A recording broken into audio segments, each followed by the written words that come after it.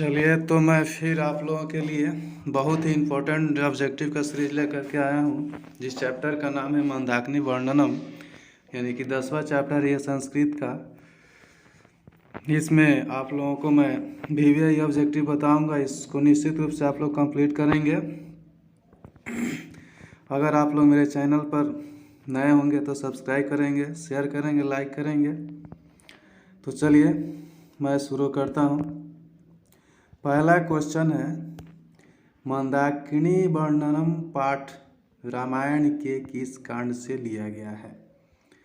मंदाकिनी वर्णनम पाठ रामायण के किस कांड से लिया गया है? तो इसमें ऑप्शन दिए गए हैं। ए में अयोध्या कांड से, बी में सुंदर कांड से, सी में लंका कांड से और डी में इनमें से कोई नहीं। तो आपका आंसर हो जाएंगे अयोध्या कांड से। ये आपका रामायण के अयोध्या कांड से लिया गया है। ठीक है, ये वाला ऑप्शन सही हो जाएगा। चलिए नेक्स्ट क्वेश्चन देखते हैं हम लोग। नेक्स्ट क्वेश्चन है आपका, मंदाकिनी वर्णनम पाठ किस ग्रंथ से लिया गया है? मंदाकिनी वर्णनम पाठ किस ग्रंथ से लिया गया है? तो ऑप्शन है ए में महाभारत से, बी में रामायण से, सी में रघुवंश से और डी में इनमें से सभी। तो ऑप्शन हो जाएंगे बी वाला ऑप्शन सही हो जाएंगे, यानी कि रामायण से लिया गया। ठीक है, चलिए अगला क्वेश्चन। नेक्स्ट क्वेश्चन है, रामायण ग्रंथ के रचनाकार कौन है? रामायण ग्रंथ के रचनाकार कौन है? तो ऑप्शन दिए गए हैं। ए में वाल्मीकि, बी में तुलसीदास, सी में सूरदास, डी में वेद व्यास। तो ऑप्शन होंगे सही आपका ए वाला, यानी कि वाल्मीकि।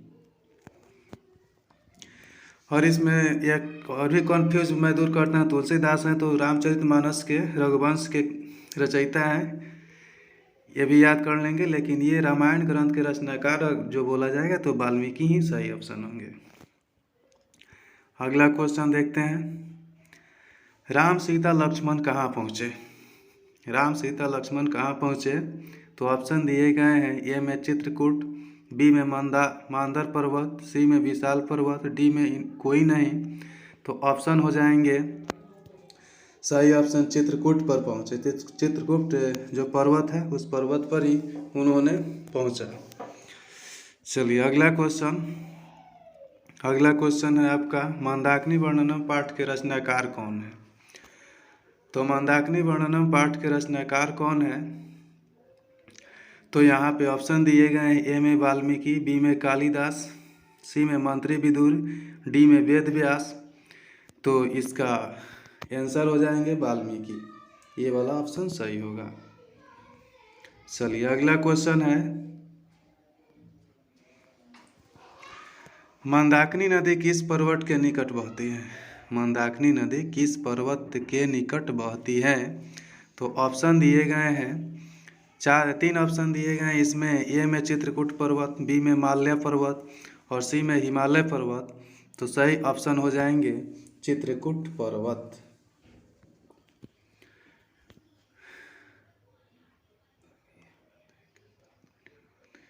चलिए अगला क्वेश्चन देखते हैं।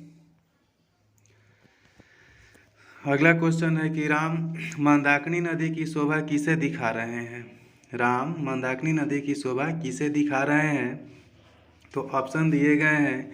ए में लक्ष्मण को, बी में ऋषि को, सी में सीता को और डी में इनमें से कोई नहीं। तो ऑप्शन हो जाएंगे आपका सी वाला ऑप्शन सही होगा, यानी कि सीता को दिखा रहे हैं। राम जो है मंदाकिनी नदी की शोभा सीता को दिखा रहे हैं, तो सीता आंसर हो जाएगा आपका सही। अगला क्वेश्चन, ऋषिगण क्या कर रहे थे? ऋषिगण क्या कर रहे थे? उस मंदाकिनी नदी की बात है। मंदाकिनी नदी में ऋषिगण क्या कर रहे थे? इस तरह से भी क्वेश्चन हो सकता है और ऐसे भी है। तो ऑप्शन दिए गए हैं। ए में स्नान, बी में पूजा, सी में देख और डी में हंस।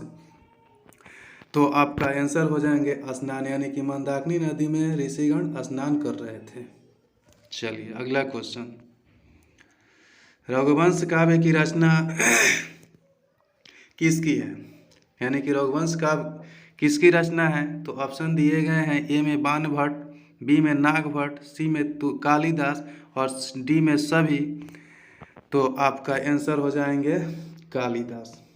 सी वाला ऑप्शन सही होगा। अगला क्वेश्चन, विशाल नयन वाली किसके लिए आया है? यानी कि मंदाकिनी वर्णनम पाठ में विशाल नयन वाली आया है, तो विशाल नयन वाली शब्द किसके लिए संबोधित किया गया है, इसका ये मतलब हुआ। और इस भाषा में ही क्वेश्चन हो सकता है।